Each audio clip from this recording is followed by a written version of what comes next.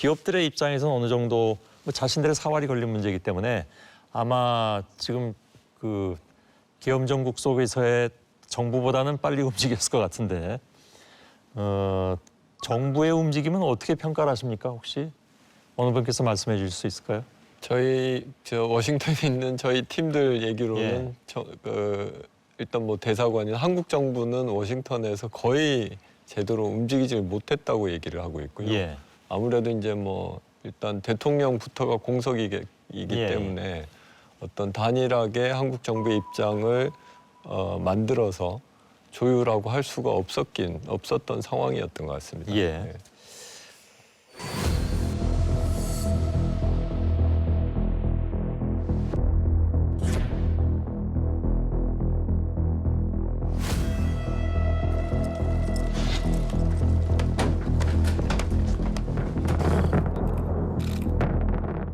Now we upped it and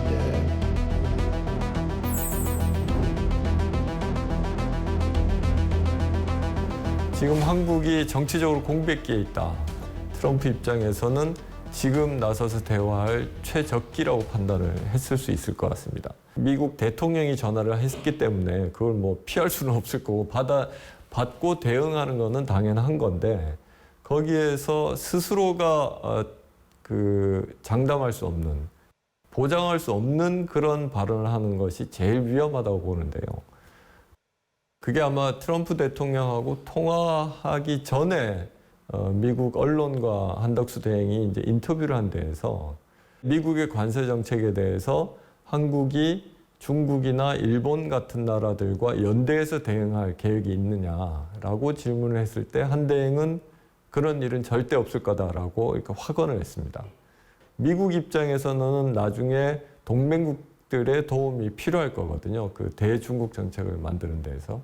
그런데 뭐 중국은 차치하더라도 일본과 협력을 하거나 협업을 하는 것, 공동 대응하는 것을 미리 차단한 것이기 때문에 이것은 차기 정부가 운신할 수 있는 폭을 좁힌 걸로 보일 수가 있는 거죠. 그런 발언은 상당히 위험한 발언이라고 생각합니다. 현대그룹이 현대자동차가 31조를 투자하겠다고 했습니다. 현재 공장도 세우고. nice to see you all. Nice to see you. Beautiful announcement to make. That's very exciting. Of Hyundai Motor Group, Jung E-sun, Hyundai Steel President Su Gang-hyun. Thank you very much, President. That's big stuff. To speak here today, and thank you for the invitation. And congratulations on the remarkable start to your new term. It's been good. All right. Great one.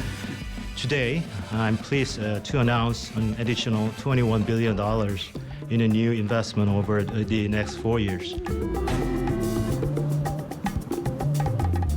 Hyundai will be producing steel in America and making its cars in America. And as a result, they'll not have to pay any tariffs. You know, there are no tariffs if you...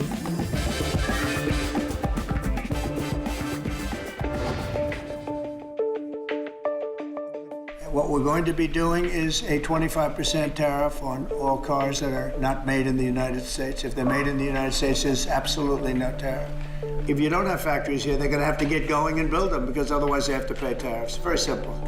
So, Mr. President, on tariffs, can I ask you about tariffs, Mr. President? On the car tariffs, how do you... Mr. President, is this strictly there on April 2nd, the obvious tariff? 바깥에서 차를 집어넣으면 관세를 매기니까 안에서 생산하면 안 매길 거 아니에요. 그 전략은 뭐 다른 방법이 없는 건가요? 옳은 선택인가요? 저는 되게 발빠른 움직임이었다 생각을 해요. 예. 그리고 사실 이제 현대차 같은 경우는 미국의 어떤 변화에 굉장히 빠르게 대응을 하는 모습을 보여주고 있거든요. 예. 지금 현대차의 매출이나 이런 걸 보면요. 지금 북미 시장이 계속 넓어지고 있어요. 그러니까 제가 기억하기로는 2024년에 이제 23.3%로 이제 가장 많은 매출을 올렸고 그 다음이 이제 국내 시장이었거든요. 그리고 이게 몇 년 동안 계속적으로 확장이 되고 있기 때문에 물론 뭐 여러 가지 면에서 가격적인 부분에서 손해를 좀 볼 수는 있겠지만 현대차 입장에서는 지금 당장 트럼프 행정부의 관세 정책에만 대응하는 것이 아니라 향후 북미 지역에서의 어떤 비즈니스를 위해서는 필요한 선택이지 않았을까. 그래서 오히려 좀 비즈니스 차원에서 전략적인 결정이 아니었나 싶습니다. 예. 현대차가 아주 발빠르게 움직이는 거는 바이든 때도 사실은 2022년에도 55억 달러인가요? 그 조지아에 예. 공장을 새로 만들고 그때도 그때 바이든이 이제 저 미국 제조업을 굉장히 강조했기 때문에 그렇죠. 거기에 맞춰서 적시에 잘 투자 발표를 하고 들어갔던 거고 예. 이번에도 투자하는 지역이 루지애나주라고 한 그게 또 아주 중요한 문제. 거기는 지금 공화당 의원이고 지금 하원의 의장인 마이크 존슨의 지역구거든요. 그래서 그쪽 지역이 공화당의 하원 그 의원들의 표를 모으는 그래서 다음 이제 중간 선거까지 겨냥한 이런 예. 데서 아주 중요한 지역이기 때문에 그런 것들을 잘 보고 대상 지역이나 타이밍이나 이런 거를 선정한 것이라고 해석들은 하고 있습니다. 예. 근데 이제 문제는 우리나라에서 생산할 그 능력을 미국에 갖다 놓는 거잖아요. 그렇죠. 그럼 여기가 공동화될 가능성이 있잖아요. 공동화라는 표현이 너무 과한 건지는 모르겠으나 그걸로 가는 것만큼 여긴 빌 거 아닙니까? 그러면 여기 일자리도 줄어들고 예. 우리 제조업이 그만큼 황폐화될 수도 있는 건데 지금 현대자동차의 그런 전략에 대해서 모두 잘한 것이라고 말씀하셨는데 다른 기업들도 그렇게 될 경우에 이게 도미노 현상이 벌어질 수도 있는 거잖아요. 극단적으로 생각하면 그 부분은 어떻게 생각하십니까? 말씀하신 대로 그런 우려가 생길 수밖에 없습니다. 왜냐하면은 지금까지 미국은 일종의 그냥 탄탄대로 같이 잘 뚫린 길이었으면은 이제 미국을 요새화해서 앞에다 톨게이트 딱 세우고서 요금을 징수해서 미국 시장에 접근을 시키겠다. 그러면 결국은 현대차처럼 생존 전략을 위해서 공장을 진출을 해서 생산을 해서 미국 시장에 접근하는 방법밖에 없어집니다. 그리고 바이든 정부와의 차이점은 그때도 제조업 부흥은 있었는데 바이든 정부는 프렌쇼링 그래서 그래도 우방국에서 현대차는 와 있지만 소재와 부품을 한국에 있는 무수한 중견기업들이 수출하는 거에 대해서는 아무런 불만이나 문제 제기가 없었습니다. 근데 지금의 트럼프 정부의 입장은 소재와 부품을 한국에서 수출하겠다 그러면은 아니 우리는 무슨 조립 국가냐. 예. 미국이 제조국이 아니라 한국, 독일, 일본 때문에 조립 국가로 전략하고 있다. 소재와 부품과 엔진도 다 우리 땅에서 생산한 걸 써라. 그러면 사실은 이 많은 중견기업들이 우리도 그럼 미국으로 나가야 되느냐 예. 그런 고민을 할 수밖에 없고 사실은 많은 기업들이 그런 결과를 초래할 것 같습니다. 그러면 정말 정부의 입장에서는 우리가 제조업 기반한 수출 경제로 살아왔는데 어떻게 이 제조업 경쟁력을 강화해야 될지 정말 심각하게 고민을 하고 대책을 강구를 해야 할 상황이 예. 될 것 같습니다. 이 산업 공동화를 막는 차원이 사실 정부 차원이 있고 기업 차원이 있을 것 같은데요. 저는 개인적으로 다음 정부가 제일 먼저 할 일은 대한민국 땅에 제조업을 할 수 있도록 그런 여건을 만들어주는 게 정말 중요하다고 생각하거든요. 근데 지금 당장은 이제 기업들이 정말 아주 중요한 결정을 해야 되죠. 현대차하고 다른 기업이 똑같다고 생각하면 정말 안 됩니다. 현대차는 미국에 진출한 다음에 정말 많은 경험을 쌓았고요. 더군다나 현대제철이나 이런 관련 회사들이 다 함께 가기 때문에 생태계가 동시에 가거든요. 근데 미국에 진출하는 다른 기업들이 현대차를 흉내내면 안 되는 점이 뭐냐 하면 미국은 사실은 제조업 기반이 굉장히 형편없는 나라거든요. 하청업체를 둘 수가 없어요.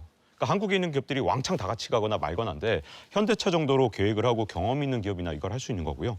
두 번째 문제점은 미국의 이제 트럼프 대통령의 정책으로 경기 침체와 인플레 위험성이 굉장히 커졌다는 겁니다. 인플레가 커지면 어떤 문제가 생기느냐면 임금을 올려달라고 요구를 할 가능성이 굉장히 큰데 미국의 자동차 노조가 지금처럼 센 적은 처음이에요. 예. 이거 진짜 너무 충격적인데 사실 작년 임금이 얼마나 한 해 만에 올랐냐 하면 25%가 올랐습니다. 예. 이게 자동차 노조만이 아니라 지금 앞으로 노조 활동이 굉장히 활발해져서 미국 시장에 대해서 특히 노동 시장에 대해서 잘 모르고 접근했다가는 나중에 인플레 때문에 인건비가 갑자기 25% 오르면 아까 관세 25%인데 인건비가 25%를 한 해 만에 올라버리면 다 소용없거든요. 예. 그게 또 계속해서 지속적으로 인건비가 오를 수 있는 데다가 트럼프는 사실 임기가 4년이거든요. 자동차 공장을 짓는데 3년, 제철소를 짓는 데는 보통 4년에서 5년이 걸립니다. 트럼프가 물러난 다음에야 공장이 가동된다는 뜻이죠. 예. 트럼프가 노리는 게 지금 공포에 떨라는 거거든요. 공포에 떨지 말고 조금만 다 이렇게 계산을 해보면 아 이거 옮기고 나서 결정한 다음에 대통령 바뀌면 다 소용없네? 이렇게 조금만 생각해보면 아주 간단한 답이 나오거든요. 예. 물론 그 사이에 빨리 제조업을 대한민국 땅에서 만들 수 있도록 국가가 빨리 조건을 만들어야겠지만 기업들도 지금 차분하게 생각할 때라고 생각합니다. 예.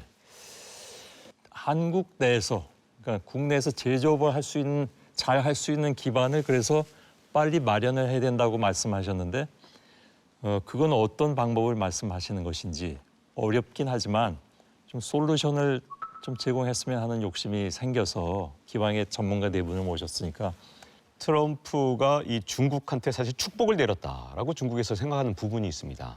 뭐냐 하면 그동안 중국에서 가장 뛰어난 인재들은 그래도 미국 가는 게 꿈이었거든요. 근데 트럼프가 중국인들을 전부 다 내쫓았습니다. 예. 유럽도 마찬가지입니다. 그 친구들을 전부 다 다시 유럽과 중국이 다시 얼싸안으면서 야 이제 드디어 기술 인재를 다시 확보했는데 트럼프 때문이다. 기술 패권을 포기한 것이냐 이런 얘기들을 하거든요. 예. 사실 원래 인재가 정말 중요한 게 우리가 2007년 8년만 해도 빅테크라는 거 별로 못 들어보셨잖아요. 예. 그 빅테크는 언제 이렇게 큰 걸까요? 오바마 때 큰 겁니다. 오바마 이니셔티브라 그래서 오바마가 정말 적극적으로 이 모든 기술을 육성했는데 뭘 통해서 주로 했느냐? 예를 들어서 다르파 같은 것을 통해서 했는데요. 미국 국방고등연구계획국이라는 곳인데 자 이거는 국방부 밑에 있는 곳입니다. 근데 국방부가 좋은 점이 뭐냐? 돈을 물쓰듯 해도 누가 욕을 하지 않는 곳이 바로 국방부거든요. 예. 야 이거 국방을 위해서 10배, 20배 써도 돼 했는데 이 다르파가 자율주행, AI, mRNA 백신 전부 다 다르파에서 시작된 거거든요. 그럼 이 다르파에서 연구한 걸 어떻게 하느냐? 민간으로 기술을 연구에 이전을 해줍니다. 그런데 고맙게도 트럼프 대통령이 이 가운데 외국인 다 나가 이래버렸기 때문에 지금 중국과 유럽은 적극적으로 인재 유치하는데 우리는 가만히 있거든요. 저는 이런 것부터 하나씩 바꿔나가다 그러면 예. 트럼프 시대가 과연 위기인가? 이걸 이용하면 새로운 생태계를 우리나라에서 만들 수 있는데 이 미국 걸 그대로 흉내내도 저는 된다고 생각해요. 과기부 우리나라로 치면 이제 과학과 예. 이쪽에 있을 수 있겠죠. 근데 그런 것들을 미국을 카피할 때가 맞다. 저는 이렇게 생각합니다. 얼마든지 지금 길은 있다고 생각합니다. 예. 그 사실 뭐 제가 지난번에 그 미중 간의 경제 전쟁 문제를 취재할 일이 있었는데 미국 전문가들이 그 얘기를 바로 하더군요. 뭐냐면 미국이 중국을 이길 수 있는 유일한 방법은 결국은 기술밖에 없다. 근데 지금 박 소장 말씀대로 하자면 그 부분에 있어서 미국은 잘못 선택된 길을 네. 가고 있는 것이 아닌가 하는 생각도 또 들기도 하고 뭐 그게 다는 아니겠지만 사실은 항상 위기는 기회의 문을 항상 같이 가지고 오는 거기 때문에 예. 그 안에서 어떻게 해서 새로운 길을 열어나갈지 그 문을 찾아 나가는 것이 중요한데 예. 앞서서 이제 말씀하셨던 게 이제 미국으로 많은 특히 대기업들이 미국으로 진출할 수 있겠죠. 중소기업이나 중견기업들이 가기는 힘든 상황이고 그렇게 되면 한국 국내가 공동화될 수 있는 그런 위험이 분명히 생기죠. 근데 그 상황을 한국의 내수 산업과 산업 구조 전반을 개혁할 수 있는 어떤 그런 기회로 활용해야 된다고 저는 좀 생각을 합니다. 예. 일단 단기적으로는 중견기업, 중소기업이 한국 국내에서 생산 활동이나 그다음에 일자리를 늘린다거나 할 수 있는 그런 여지를 많이 열어줘야 될 거고요. 예. 국내에서 내수 산업을 새롭게 육성하면서 재편하는 일과 동시에 예. 한국과 동아시아 지역에서 여러 나라들이 협력할 수 있는 예. 그런 어떤 시스템을 지금부터 적극적으로 좀 고민해야 되는 게 아닌가 싶습니다. 좀 난감하게 생각도 들고 얼핏 무슨 생각을 했냐면요. 돈 있고 능력 있는 대기업들은 다 미국 땅에다 공장 짓고 한국 땅엔 중소기업만 남을 테니까 중소기업 잘 육성해라 이런 얘기를 드립니다. 사실상 트럼프 행정부가 원하는 게 그거죠. 지금 뭐 베센트 장관이 하는 얘기를 보면은 아직은 지금 통과가 돼 있거나 뭐 발의가 되지는 않았지만 법인세 인하 문제도 분명히 나올 거예요. 그것도 예. 곧 발의가 될 걸로 보고요. 그리고 뭐 여러 가지 디레귤레이션을 하겠다, 뭐 탈규제 하겠다라는 얘기도 하고 있고, 특히 환경 부분에 있어서 규제가 많았던 거 전부 다 풀겠다. 그러니까 여기 예. 와서 지어라는 얘기를 대놓고 노골적으로 하고 있거든요. 그게 미국이 추진하고 있는 방향인 거죠. 예.